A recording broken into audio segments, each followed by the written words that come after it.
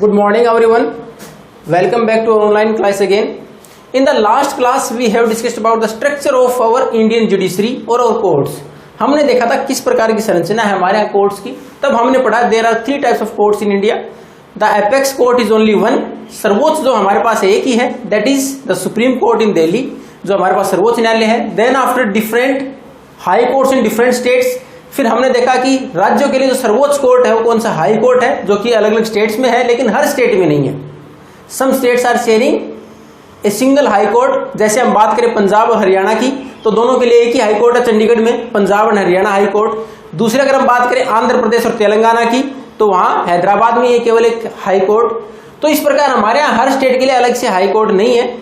और दूसरी तरफ अगर हम बात करें जैसे राजस्थान में दो ब्रांच है हमारे हाई कोर्ट की, जोधपुर और जयपुर. उसी प्रकार अगर हम फिर बात करें उत्तर प्रदेश की तो वहां इलाहाबाद, लखनऊ.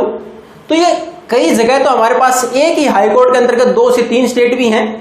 जैसे नॉर्थ ईस्ट की बात करें तो वहां 3 से 4 स्टेट भी कवर कर रखे कलकत्ता हाई कोर्ट के अंतर्गत. और दूसरी तरफ हमारे पंजाब हरियाणा की बात करें एक सिंगल हाई कोर्ट है. उसके बाद अगर एक और सिंगल हाई कोर्ट की बात करें 2 स्टेट के लिए तो हमारे पास हैदराबाद जो एक हाई कोर्ट है तेलंगाना और आंध्र प्रदेश के लिए. तो उसके बाद हमारे पास हाई कोर्ट्स हैं जो किसी भी स्टेट का सर्वोच्च न्यायालय है. उसके बाद हमारे पास सबसे नीचे सबॉर्डिनेट कोर्ट सहायक, जिनको कि हम डिस्ट्रिक्ट कोर्ट भी बोलते हैं, ये हमारे पास सहायक न्यायालय. अब ये सारे इंटीग्रेटेड कैसे हैं, how our judiciary is integrated, कि किस प्रकार एक दूसरे से जुड़ी हुई है. तो हमने देखा था कि 2 तरीके से देखें इसको. पहले ऊपर से सर्वोच्च से अगर देखना शुरू करें, the decision given by the supreme court is bound on all other courts. अगर सुप्रीम कोर्ट ने कोई डिसीजन दे दिया तो बाकी कोर्ट के ऊपर वो लागू होगा. यानी बाकी कोर्ट ने क्या डिसीजन दिया कोई मैटर नहीं करता. Ultimately the decision of supreme court will prevail. जो सुप्रीम कोर्ट ने डिसीजन दे दिया वो लागू होगा. दूसरे तरीके से देखें, नीचे से शुरुआत करें. अगर किसी भी लोअर कोर्ट ने या डिस्ट्रिक्ट कोर्ट ने कोई डिसीजन दे दिया and we are not satisfied, हम उस डिसीजन से संतुष्ट नहीं है, we can approach to the higher court, that is high court. हम हाई कोर्ट चले जाएं. If you are not satisfied with the decision of high court then we can approach to the supreme court. फिर supreme court चले जाएं. यानी एक के बाद एक हम आगे जाते जा रहे हैं. और हर जो हायर अथॉरिटी है, जैसे लोअर कोर्ट के डिसीजन को हाई कोर्ट बदल सकता है, उसको एज इट इज भी रख सकता है, उसमें कोई थोड़ा बहुत बदलाव कर सकता है. उसी प्रकार सुप्रीम कोर्ट अल्टीमेटली दोनों के जो डिसीजन थे उनमें कोई ना कोई बदलाव कर सकता है, लेकिन फाइनल डिसीजन हो जाएगा वो. तो ये था हमारे यहाँ स्ट्रक्चर ऑफ जुडिशरी. अब हमारा जो नेक्स्ट टॉपिक है वो क्या है, different branches of the legal system. हमारे यहाँ जो कानूनी व्यवस्था है इसकी अलग अलग ब्रांचेज, अलग अलग शाखाएं कौन सी हैं. तो इसमें हमारे यहाँ जितने भी केसेस होते हैं उसको 2 पार्ट में डिवाइड कर दिया गया. एक जिनको कि संविधान में ऑफेंस डिक्लेयर कर दिया गया कि यानी आप कहीं ना कहीं आक्रामक हो रहे हैं, किसी का अपमान कर रहे हैं, किसी के खिलाफ विरोध कर रहे हैं, और जिससे कि दूसरे को फिजिकली भी कोई ना कोई आप हार्म नुकसान पहुंचा रहे हैं प्रॉपर्टी के साथ, तो उसको ज्यादातर इसमें इंक्लूड किया गया. उनको क्रिमिनल केसेस माना गया. और दूसरे वो केसेस जिसमें कि आप किसी के अधिकार को छीनने का प्रयास करते हैं उनको हमने सिविल केसेस में डाल दिया गया. अब क्रिमिनल क्या करेगा, एग्जाम्पल है तो हमारे पास इसमें देखो डिफरेंशिएट करने के लिए 3 मेजर पॉइंट्स हैं. How we can define these are criminal cases और द सिविल केसेस. तो पहला तो मैंने पहले बताया which are defined as offence in the constitution. हमारे संविधान में कुछ एक ऑफेंस के तौर पर माना गया जिनको कि क्रिमिनल केस में डाल दिया गया. जैसे थेफ्ट, चोरी है, डकैती है, किसी को मारना पीटना है, किसी का मर्डर कर देना, ये सारा किस में आता है, ये हमारे यहाँ क्रिमिनल केसेस में आता है. उसके बाद दूसरा अगर क्रिमिनल केसेस की बात करें तो क्रिमिनल केसेस की प्रोसेसिंग कैसे होती है. यानी अगर कोई ना कोई केस इस प्रकार का हो जाता है तो आगे किस प्रकार प्रोसीड होगा. तो उसमें सबसे पहला काम क्या होता है, इसके अंदर first FIR is lodged in the relevant police station. जो भी उससे संबंधित पुलिस स्टेशन है उसके अंदर एक FIR डाली जाएगी. अब उस FIR में है फर्स्ट इंफॉर्मेशन रिपोर्ट, यानी पहली सूचना कि किसी भी व्यक्ति ने दी, जिसको जो भी जानकारी उसने प्रोवाइड करा दी कि इस प्रकार यहां एक एक्सीडेंट हुआ, उसमें एक व्यक्ति मारा गया. ये नहीं पता किसी ने मारा है, लेकिन फिर भी FIR लिखाई जा सकती है क्योंकि उसने केवल देखा कि वहां एक व्यक्ति मरा पड़ा तो उसके लिए FIR लिखाएगी. बाकी काम किसका, पुलिस जांच करेगी. उस व्यक्ति से इतना पूछ सकती है कि आपने इसको कब देखा, उसके आसपास कौन था, या आपने इस घटना को होते हुए देखा कि नहीं, लेकिन वो बाउंड नहीं कर सकते, फोर्स नहीं कर सकते सारी डिटेल आप इकट्ठी करें. वो जो डिटेल देगा उसके बेस पर एक FIR लिख ली जाएगी. फर्स्ट इन्फॉर्मेशन रिपोर्ट पुलिस के पास चली जाएगी कि यहाँ इस प्रकार की घटना हुई. Then after the police is going to investigate. उसके बाद पुलिस जांच करेगी ये घटना कहां हुई, किस प्रकार हुई, कौन लोग इन्वॉल्व हैं। अब पुलिस अपनी पूरी इन्वेस्टिगेशन करने के बाद फिर कोर्ट में केस फाइल करेगी, यानी तीसरा स्टेप है कोर्ट तक पहुंचना। यानी पहले सबसे पहले एफआईआर लिखाई, वो कोई व्यक्ति लिखा सकता है जिसने भी उस घटना को सबसे पहले ऑब्जर्व किया हो, वो जा सकता है वहां तक। उसके बाद पुलिस का काम इन्वेस्टिगेशन करना और उसके बाद कोर्ट के अंदर केस फाइल करना। और करेगी कौन? पुलिस करेगी। उस केस की पूरी छानबीन करने के बाद वो कोर्ट में रखेगी कि उसके एविडेंस कितने मजबूत हैं, वो कोर्ट बताएगा कि उसने किन एविडेंस के आधार पर किसी व्यक्ति को आरोपी बनाया है। पुलिस के बाद कोर्ट डिसाइड करेगा। पुलिस के पास ये अधिकार नहीं है कि किसी को सीधा सीधा दोषी मान ले, वो केवल आरोपी साबित करते हैं कि इस पर ये आरोप बनते हैं। अल्टीमेटली गिल्टी, दोषी साबित करना कोर्ट का काम है। वो एविडेंस सारे चेक करेंगे, एविडेंस सही है कि नहीं, कहीं फोर्स में तो इस प्रकार नहीं किया गया है, जो विटनेस है उसको तो कहीं डरा धमका के कोई बयान नहीं ले लिया गया, वो it is decided by the court. तो अल्टीमेटली कोर्ट में तीसरा स्टेप है फाइल करना। ये क्रिमिनल केसेस की बात कर रहे हैं हम, ये प्रोसीडिंग है उसकी। और अल्टीमेटली जब कोर्ट को लगता है डिसीजन ले लिया गया कि क्या सही है क्या गलत है, उसके बाद उस क्रिमिनल केस में कोर्ट हमारे दो तरह के डिसीजन ले सकते हैं।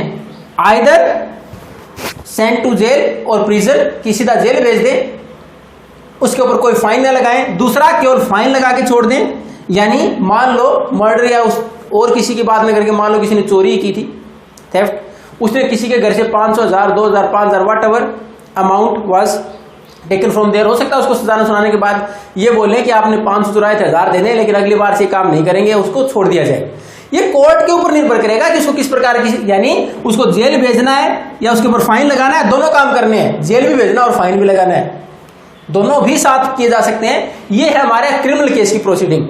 ये हमारे क्रिमिनल केस, सबसे पहले तो वो केस जो संविधान के द्वारा इस प्रकार डिक्लेयर किए गए ऑफेंस के तौर पर, वो क्रिमिनल केसेस हैं, जिसमें कि हमारे यहाँ थेफ्ट है, even harassment of woman inside the house, domestic violence को बोलते हैं। वो भी किसमें? पहले सिविल केस के तौर पर शुरुआत में जब ये रखा गया था, जब डोमेस्टिक वायलेंस एक्ट बनाया गया तो उसको सिविल केस में डाला गया था, लेकिन जब इसका विरोध हुआ तो it was converted to criminal, की अगर इस प्रकार का हैरेसमेंट है वो भी किस में आ जाएगा? फिर क्रिमिनल केसेस में आ जाएगा। यानी अगर दहेज का केस में लगता है उसको क्रिमिनल मान लिया गया। अब उसके बाद दूसरा इसमें जो प्रोसीडिंग होगी किस प्रकार की होगी? पहले एफआईआर लिखी जाएगी, उसके बाद उस एफआईआर के बेस पर पुलिस अपनी जांच की शुरुआत करेगी, इन्वेस्टिगेशन करेगी, और उसके बाद वो केस फाइल करेगी कोर्ट में, जो भी एविडेंस हो उसके आधार पर। अब उसके बाद कोर्ट डिसाइड करेगा वो सही है कि गलत है। गलत है तो उसके खिलाफ जो भी उसको सजा देनी होगी, जेल, यानी हो सकता है 5 साल 10 साल उम्र कैद, क्या सजा देनी है, मौत की सजा सुनानी है, या फिर उसको फिर फाइन लगाना है, या फिर दोनों करने हैं, तो कोर्ट डिसाइड करेगा। अब हमारे पास बारी आती है सिविल केसेस की। दूसरी ब्रांच है हमारी लीगल सिस्टम की, है सिविल। उसमें क्या है? पहले ही देखो पहला पॉइंट उसमें ऑफेंस था, इसमें harm to right of an individual, किसी भी व्यक्ति के अधिकार के खिलाफ जाते हो। जैसे कोई भी हमारी खाली जमीन और कोई दूसरा व्यक्ति उस पर कब्जा कर ले, यानी आधिकारिक तौर पर वो जमीन तो हमारी है, लेकिन किसी व्यक्ति ने उसके ऊपर कब्जा कर लिया।